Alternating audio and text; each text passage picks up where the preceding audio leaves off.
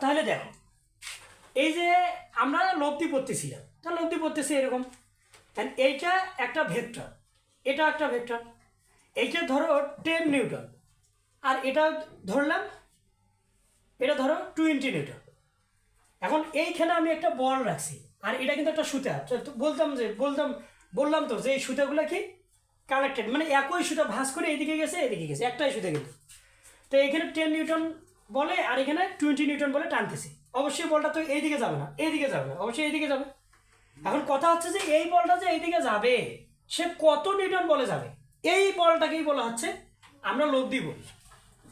তা লব্ধিটা বুঝছো, সেটা এইটা কত বলে যাবে সেটা নির্ভর করতেছে এই দুইটা বলের উপর। এখন এই যে এই দুইটা বলের এখানে 10 নিউটন 20 নিউটন, তাহলে এইদিকে লব্ধিটা, তাহলে ভেক্টর যে দুইটা আছে এই ভেক্টর এটাকে তখন আমরা বলতেছি মূল ভেক্টর। এই ভেক্টর দুইটার মধ্যবর্তী কোণকে আমরা বলি আলফা, আর এই যে লব্ধির সাথে ভেক্টরের মধ্যবর্তী কোণটাকে আমরা কি বলি, এই যে থিটা। কি বুঝছো? তাহলে এইটা হলো আলফা, এটা থিটা। এখন ভাইয়া লব্ধির সাথে ভেক্টর এটা তো না, এটাও তো হয়। এই লব্ধির সাথে ভেক্টরের মধ্যবর্তী কোণ এটা না, এটা লব্ধি, এটা ভেক্টর, এটা লব্ধি, এটা ভেক্টর, অবশ্যই এটাও কিন্তু একটা থিটা। তাই এটা থিটা 1 ধরো, আর এটা থিটা 2 ধরো। তাহলে আমি আবার বলি, নদীর ম্যাথ, বৃষ্টির ম্যাথ, কোনো ম্যাথেই বাসায় প্র্যাকটিস করার দরকার নেই। এই কথাগুলো শুনলেই তো বুঝতে পারবো। ওগুলো ম্যাথ বাসায় করারও বিষয় না, ওই হাতে করে কিছু ম্যাথ করতে হয়, কিন্তু যেগুলো অ্যাডমিশনে আসে বা বোর্ডে আসে ওগুলো করা যায়। এখন দেখো এই যে থিটা 1 আর এটা কত, থিটা 2। তাহলে বুঝছো থিটা কোনটা, লব্ধির সাথে ভেক্টর, লব্ধির সাথে ভেক্টর, আর আলফা কোনটা, ভেক্টর দুটো মধ্যবর্তী কোণ। এখন বিবেক কি বলে, এখানে 10 নিউটনে টানে, 20 নিউটনে টানে, তাহলে এটা কত নিউটনে যাবে, এটা আইডিয়া খাটাতে দেখি। এটির যোগফল হবে, এই দুটো যোগ করি যত বল তত বল হবে, না এই দুটো বিয়োগ করি যত বল তত বল হবে, একটা প্রশ্ন জাগে না? ওইটার একটা সূত্র বানাইছে, ওইটা সূত্র আমরা পড়ছিলাম। সেটা কত, পি স্কয়ার কিউ স্কয়ার, এই যে P square Q square 2 PQ cos alpha. দেখা যাচ্ছে কি, দেখা যাচ্ছে? আচ্ছা, এইটা সূত্র পড়ছি। তাহলে এই বলটা কত বলা যাবে সেটা নির্ভর করতেছি এই ভেক্টরের মানের উপর এবং এদের মধ্যবর্তী কোণের উপর। দেখো তো আমি এখানে থিটা নিছি না আলফা নিছি, আলফা নিছি। তো সব এবার আসো, এখন কথা হচ্ছে এই বলটা যে যাবে, এইটা যদি মনে করো 90 ডিগ্রি হয়, বা এই যে আলফাটা এটা ধরো মনে করো 80 ডিগ্রি, তাহলে 80 ডিগ্রি যদি হয়, তাহলে বলো তো এই বলটা কি ঠিক সোজা বরাবর যাবে, এই আলফার ঠিক সোজা বরাবর কি যাবে? উত্তর হচ্ছে না, সোজা বরাবর যাবে না। কেন? এটাও 10 নিউটন, এটা 10 নিউটন হলে দুইজনে একই স্পিডে টানতে, একই বলে টানতেছে, অবশ্যই সে ঠিক এই কোণের মাঝ বরাবর যাবে। কিন্তু এখন তো একটু কম বেশি হবে, কার পাশে সরবে, এটা 20 না, অবশ্যই লব্ধিটা তখন একটু সরে যাবে। তো এখন প্রশ্ন হচ্ছে যে এই থিটাটা কত, এই বলটা যে যাচ্ছে এটা 20, এটা 10, এই বলটা যে যাচ্ছে সেটা, এই বলটা কোন দিকে যাচ্ছে, এর সাথে কত করে যাচ্ছে, বা এর সাথে কত, মানে থিটা 1 এর মানটা কত বা থিটা 2 এর মানটা কত। অর্থাৎ এই বলটা যে যাচ্ছে সেটা 20 বলের সাথে কত ডিগ্রি কোণে যায়, আর এই বলটা যে যাচ্ছে সেটা 10 নিউটন বলের সাথে কত কোণে যায়, বলো তো সেম কোণে যাবে? এইটা যদি এইটা যদি মনে করো 10 ডিগ্রি হয়, এটা কি 10 ডিগ্রি হবে? কেন হবে না, একটু বিবেক দিয়ে বলো তো, কেন হবে না? কেন? কারণ এইটা 20 নিউটন, এটা 10 নিউটন, কারণ এ যে ধাক্কায় টানছে অবশ্যই বলটা একটু সরে যাবে এর কাছে, এই কোণটা একটু বড় হবে আর এই কোণটা একটু ছোট হবে, এটাই তো বিবেক। আচ্ছা ঠিক আছে, বুঝছি। তাহলে এই যে থিটা 1 থিটা 2 এর মানটা আপনি কি করবেন, আমরা তো ওইগুলো দিয়ে এতদিন থেকে ফিজিক্স পদার্থবিজ্ঞান করলাম। সেটা কি থিটা 1 বলো তো এই থিটা 1টা কোন ভেক্টরের সাথে, তাহলে 20, এইখানে আমাকে 20 দিতে হবে, আর প্লাস 10 কজ আলফা, আর এখানে 10 এই যে সাইন আলফা। কি হয়েছে কি, এখন যদি আমি যদি এই যে থিটা 2 নেই, তাহলে বলো তো এই থিটা 2টা কোন বলের সাথে, এই থিটা 2টা হচ্ছে 10 বলের সাথে, তখন আমি কি করব, এইখানে 10 নেব, আর 20 কজ আলফা কি নেব, 20 এই যে সাইন আলফা। এখান থেকে আমি থিটা 1 এর মান পাবো, আর এখান থেকে আমি থিটা 2 এর মান পাবো। দেখা যাচ্ছে কি? আচ্ছা দেখো, আমরা এইটা অন্তত বুঝতে পারতেছি যে থিটা 1 থিটা 2 কাহিনীটা কি। তৃপ্তি সহকারে বোঝো, ভেক্টর দুইটার মধ্যবর্তী কোণ আলফা। এখন কথাটা খুব ইজি লাগতেছে, অথচ নদীর ম্যাথগুলো করতেছে, দেখবে যে কেমন কেমন করতেছে।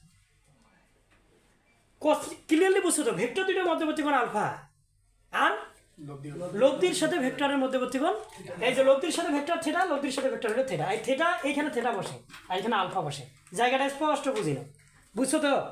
আচ্ছা থ্যাঙ্কস। আমরা না অনেক সময় চিন্তা করি আল্লাহ আরটা কি, আরটা আসলে লব্ধি কি, মানে কি একটা অবস্থা, মানে অঙ্ক করিয়া যদি কোনো একটা স্টুডেন্টকে বলতেছে যে আরটা এখানে আসলে কি, বেগ ত্বরণ না সময়, ভাবতেছে কেন ভাবো? মানুষের বাচ্চা কি হয়? মানুষ। আর আমের বাচ্চা কি হয়? আম গাছের বাচ্চা, তা আম গাছ। এই দুইটা বল, এই দুইটা ভেক্টর যদি বল হয় তাই আরটা একটা বল, আর এই দুইটা ভেক্টর যদি বেগ হয় তাহলে আরটা একটা বেগ, আর এই দুটো ভেক্টর যদি ত্বরণ হয় তাহলে আরটা একটা ত্বরণ, আর এই দুটো ভেক্টর যদি সময় হয় তা কথাটা অযৌক্তিক। সময় ভেক্টর রাশি, মানে 30 ডিগ্রি কোণে তুমি পরীক্ষা দিছো, আর 38 ডিগ্রি কোণে পরীক্ষা দেওয়ার কারণে তোমার পরীক্ষাটা খারাপ হয়েছে, ওলে তো কোণের উপর নির্ভর করে না। তাহলে হচ্ছে এই দুইটা যে ভেক্টর, এটা বল অবশ্যই আরটা একটা বল, এই দুইটা বেগ অবশ্যই আরটা একটা বেগ। আমরা আর পরে বুঝতে পারতেছি না যে বেগ এটা কি, কোন রাশি, তাই না? এটা এর উপর নির্ভর করে। এখন প্রশ্ন হচ্ছে যে ভাইয়া আমরা একটা বুদ্ধি করি, কি বুদ্ধি? এইটা আমি 10 নিউটনে টানবো, আর এইটা ফের মনে করি এখানে এটা 10 নিউটন দিছি, আর এখানে 30 বেগে নাকি ফের টানতেছে এদিকে, কাজে ভাই এদিকে 10 নিউটনে টানবো, আর এদিক 30 বেগে এদিকে টানবে, এটা বেগে টানবে, আর এটা বলে টানবে।